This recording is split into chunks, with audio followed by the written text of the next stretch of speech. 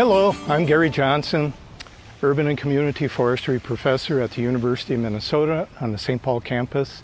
And the second segment, we're going to talk about stem protection for your trees. Not only newly planted trees, but trees until they get to a size where they develop a thicker outer bark and the physical damage to them isn't so frequent. But this little sample here is kind of a good example of what we're trying to protect tree stems from. I think a lot of people think, oh, you have to protect it from the weather. That's not true. If that was true, we would not have any forests in Minnesota, because no foresters run out there in the autumn and protect the stems of woodland trees. Our big problems are critters, hungry critters, starting September, going all the way through, lots of times into May, early June. Lawnmowers and string trimmers. So we're really looking at physical damage. One other type of damage that's becoming a little bit more common, unfortunately, is non-target herbicide drift. So somebody using, for instance, glyphosate or any of the others, I don't want to pick on any one particular chemical, but any of the broadleaf weed herbicides, keep in mind that trees are broadleaf plants. So if it's a broadleaf weed herbicide, it's going to affect a tree. Probably not going to kill it, to make it look pretty ugly though. The other thing is, on younger trees, this real thin bark, this is photosynthetic. Photosynthetic bark can take up those chemicals and then move it into the rest of the tree. Whereas if we were looking at an old cottonwood or old bur oak with a real thick bark, really don't have all these things to worry about. We don't have to worry about rabbits chewing through it.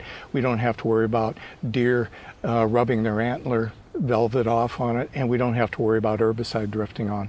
But younger trees like this, until they develop that good thick outer bark, they're pretty darn vulnerable.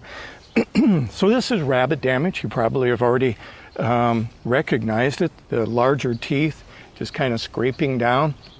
We're going to talk about a little bit about all the more common types of damage. So we already talked about string trimmer and lawnmower, and I call that spousal abuse to trees, because whenever you talk about that with people, they say, oh, it wasn't me, it was my spouse. My spouse keeps hitting it with a lawnmower or the string trimmer. It's like, yeah, sure, your spouse just told me the same thing. But anyway, that's one type of physical damage. Then we have rabbits. Rabbits are a huge problem with landscape plants. And rabbits tend to work from the snow line up. So if you're in a part of the state where you have reliably 3 to 4 feet of snow, your stem protection needs to really cover that all the way up beyond that snow line for about another 1.5 to 2 feet. Because little rabbits, depending on how tall they are, they can stand up on their hind legs and feed. The second thing that's a problem above the snow line are deer. In particular, the young bucks with the velvet on their antlers and they're rubbing it off. They can really scrape up and girdle the trunks of a young tree again. And then the third is the most insidious, and those are voles, V-O-L-E-S, and they look like a Mr. Magoo version of a mouse with kind of a longer snout, but they feed below the snow line. They're scared to death of raptors. So they don't like to be above the snow line feeding. They want to be protected below the snow line. Worst part is you don't even know they're feeding until spring comes or summer comes and all that snow melts. Then you see the girdling damage. Why are they girdling these trees? Nutrition. This inner bark, very, very nutritious, especially if they're newly planted trees from the nursery. There are a lot of energy reserves in there. The cambium is very, very tasty, and that's why they go for it too. What we're going to do now is look at a variety of products that can protect a tree from mechanical injury, ranging from the lawnmower, string trimmer, all the way up to deer browse. So join me as we look at some of these things. All right, our first product. Unless you have really, really short deer and rabbits in your landscape, this is not the product for that. But I like this. It's a soft, kind of rubbery material, and this is designed to protect the lower stem from lawnmowers and string trimmers. That's all this does. So it's very easy to put on, And these are actually pretty inexpensive too. So they just lock right into themselves. You can adjust it according to the width of the tree stem. There we go. Slides down.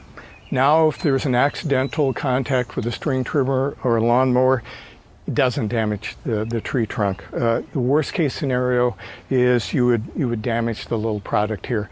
Depending where you go to get these, you can go online. I kind of encourage you to go to garden center locally or home improvement store. Sometimes these are as cheap as a couple bucks a piece. I've never ever seen them more than $3, $3.50, $4 a piece, somewhere in there, depending on how many you buy. So nice little stem guard. Very easy to apply, good air circulation, does the job. If your main problem is your spouse with a lawnmower and the string trimmer, this is the product for you. All right, our next product is, it's just as cheap. It's a little bit different. This is your paper. It's actually called crinkled paper wrap. And you see this quite commonly in the landscape. This is applied, you know, I'm not going to wrap it on this tree because we don't have that much more time, but the way you apply this is you start from the bottom and you basically start just wrapping it upwards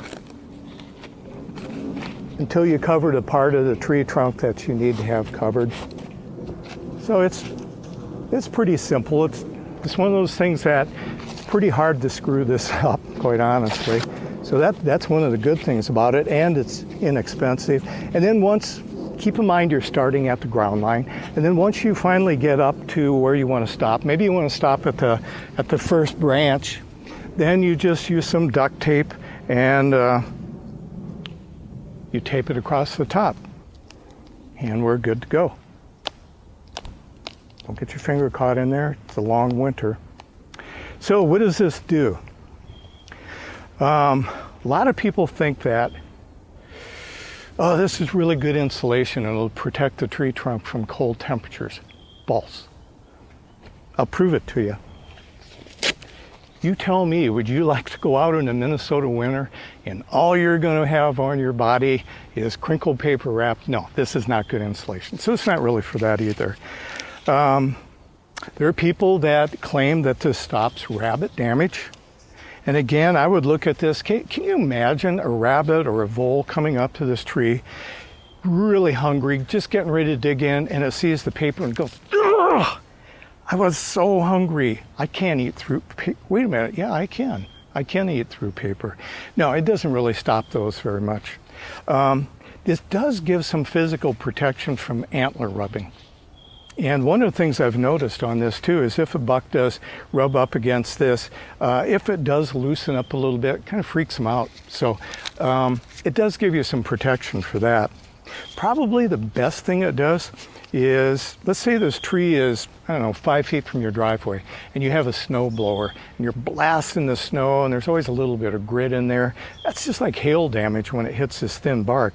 This protects it from that. The other thing that it does protect from is this non-target herbicide drift. So if it's summertime and you are going to be applying some type of herbicide around there, this would keep that herbicide from penetrating and getting into the stem tissue.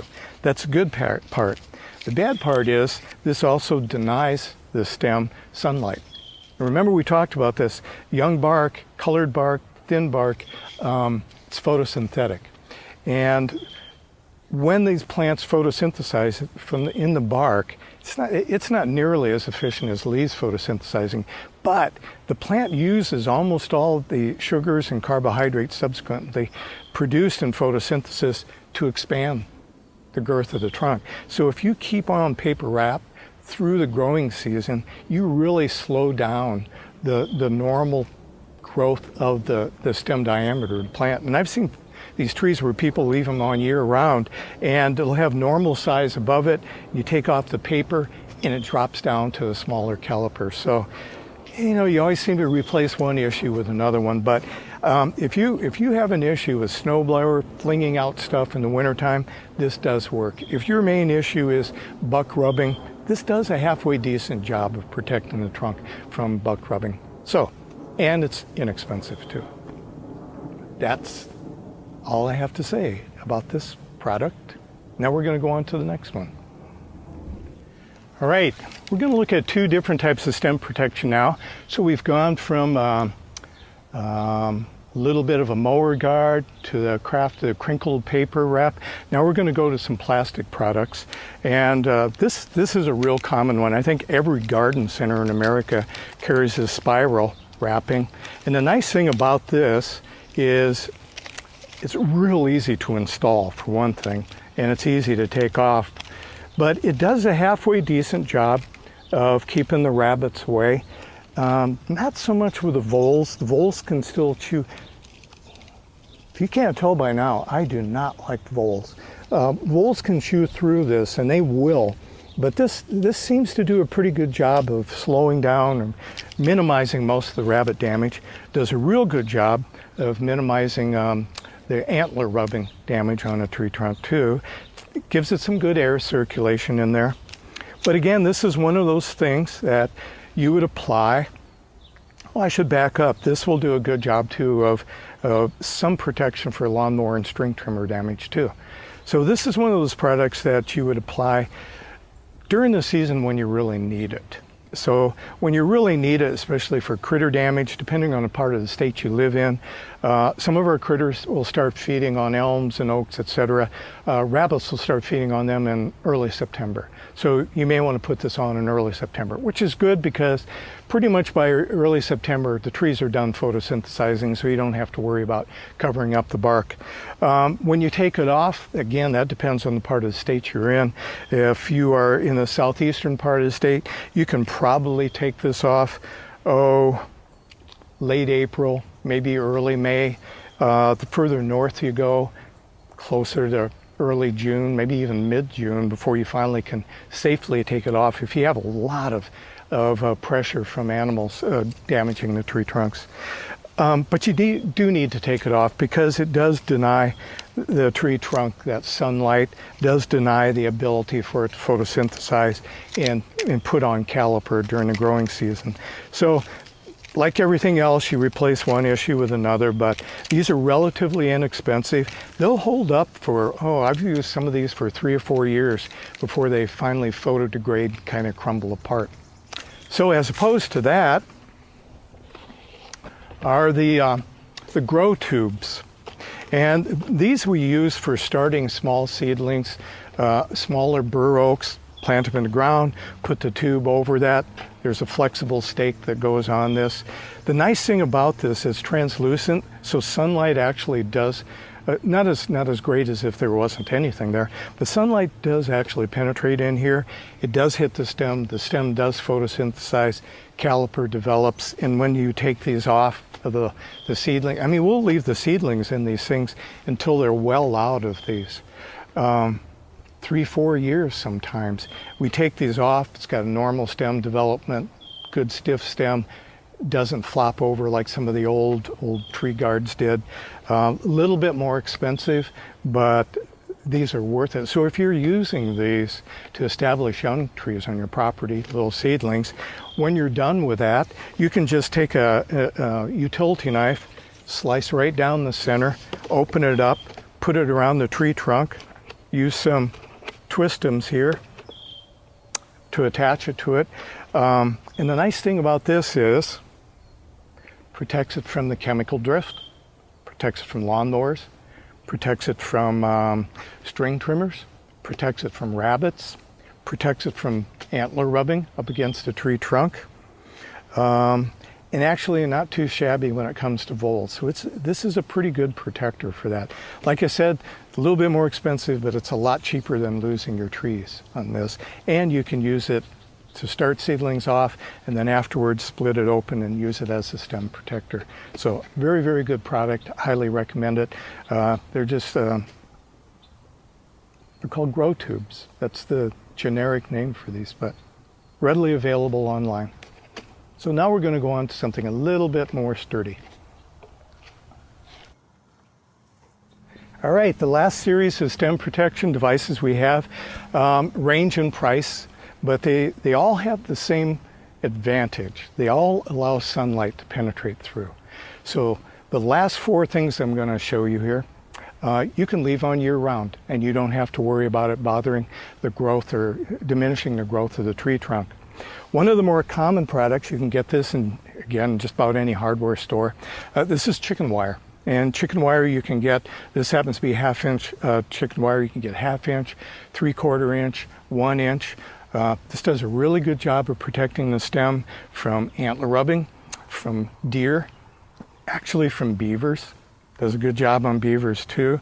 You can get regular chicken wire. I kind of like to get this coated green. It's got a little plastic coating on it. First of all, it looks much better than the galvanized wire from chicken wire, and it just blends in a little bit better too, and it holds up longer too. So again, you can get this hardware stores, home improvement stores. Works really, really well. And it allows sunlight and air penetration too. This does nothing to stop non-target spray drift though, obviously. The next product would be hardware cloth.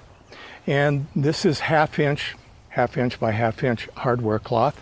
If you go into a hardware store or home improvement place, and if you ask where the hardware cloth is, you're gonna earn points. They're gonna look at you and go, oh yeah, you know your materials if you know that this is called hardware cloth. This works great. This stops beavers, this stops antler rubbing, this stops string trimmers, lawnmowers, rabbits, everything under the sun except chemicals will drift through, and voles. Think about that. Those voles they can morph into all sorts of different sizes. They can actually get through 1/2 inch by 1/2 inch hardware cloth.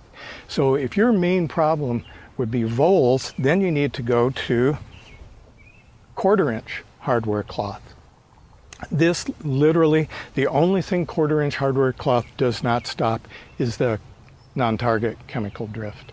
So if you want one-stop shopping that's basically going to cover everything from spousal abuse of the trees to voles to beavers, everything under the sun, 1/4 inch hardware cloth. Obviously, this is going to be more expensive. You also know if you've used this before, you cut it with tin snips, shears like that, and you usually end up pretty well marked up in your arms and legs too when you're installing this stuff. But you can leave this on year-round. We use this a lot, not only around tree trunks, but we use it around beds of shrubs. We have currants that we grow here, and rabbits love currants. We just surround the whole currant bed with this. This keeps everything out. So it's a very, very useful product, a little bit more expensive, and ouch, I did just poke myself and it does kind of hurt.